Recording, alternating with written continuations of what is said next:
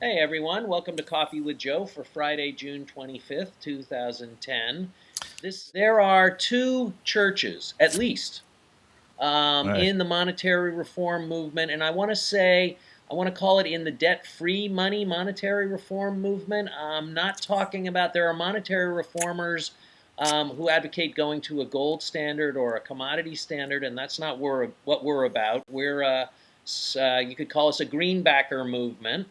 But there's sort of two churches at least. Well, I do want to point this out. This book that I pointed out a couple of weeks ago, National Economy by Arian Nevin, reviews the thinking of Frederick Soddy on the creation of debt-free money, and there's much of the thinking that I've been exposed to from you, Joe, and your angle on debt-free money is in that book.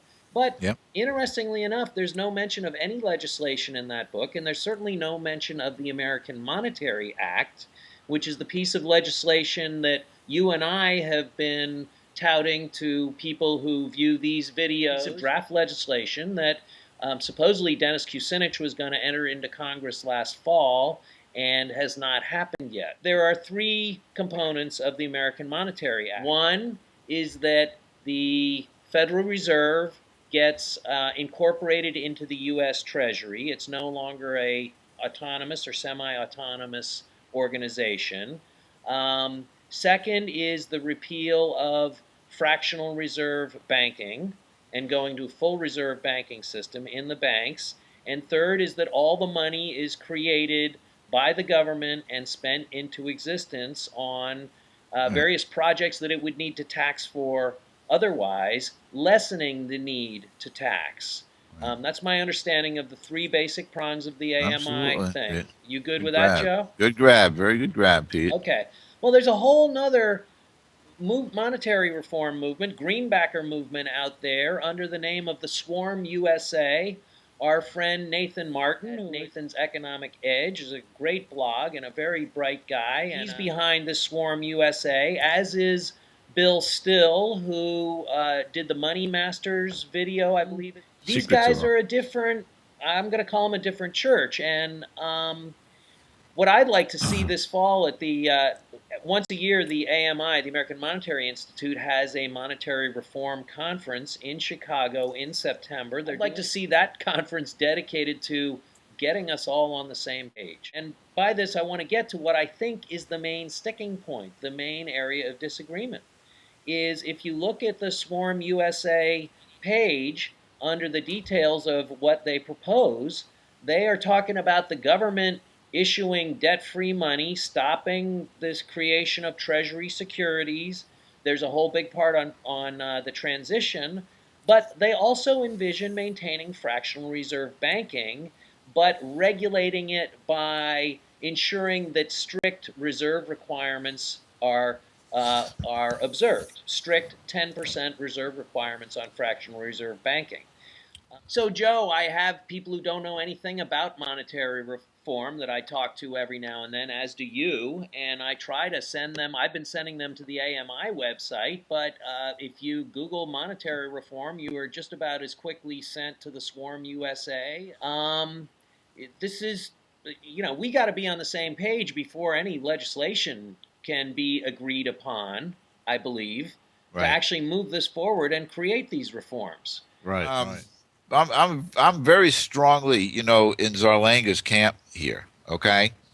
And it's maybe it's not for the right reason, given the way Nate looks at things. Okay. Because the way Nate looks at things is kind of like, we know we need to do something. We can stop the government from issuing, debt. We can do that through, money creation by the Fed without debt.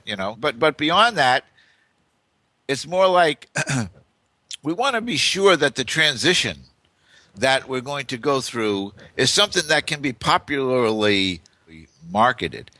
And I go two problems with that, Pete. The first is, not to hawk, Zarlanga's concepts, but I'm very strongly in the scientific approach to money camp.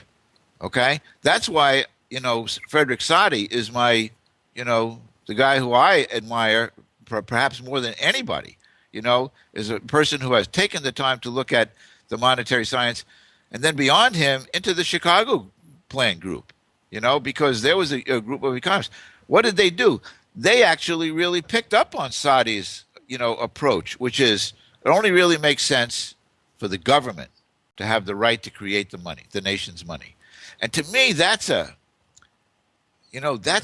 just it's a truism to where I come from, Pete. Okay, Saudi also very strongly addressed the matter, Pete. It's almost like this is the real 800-pound gorilla in the room as far as I'm concerned, Pete. It's by what moral, by what right, by what concept of fairness, of, equity, can any group of people be enabled to collect rent on something they don't own? Pete, I'd like to rent you that building over there. It's going to be, reasonable. It's going to be the market rate, but I don't own it, but you can rent it from me. Well, that's the same thing that happens when money is created by private bankers. When it's created by private bankers by issuing debts, what happens is the people pay the rent to the bankers for something that they didn't own in the first place. And that, to me, is why fractional reserve banking has to go out the window, Pete. Okay, it has to go. Now, what should happen is there should be a national monetary conference, monetary reform conference, in which all the other players, should be invited, and the whole thing should be discussed. And the problem is we have an American Monetary Institute conference that really, its objective is to try to push their agenda. And because there are other agendas, there's a tendency to avoid those other agendas. I don't really care to have, the Austrian libertarian, commodity money type of people, but for the debt-free money people, for the people who are advocating true debt-free money, not only for the government, but for the bankers, I think everybody should be there. Everybody should be talking. And if it's not AMI, it have to be somebody else.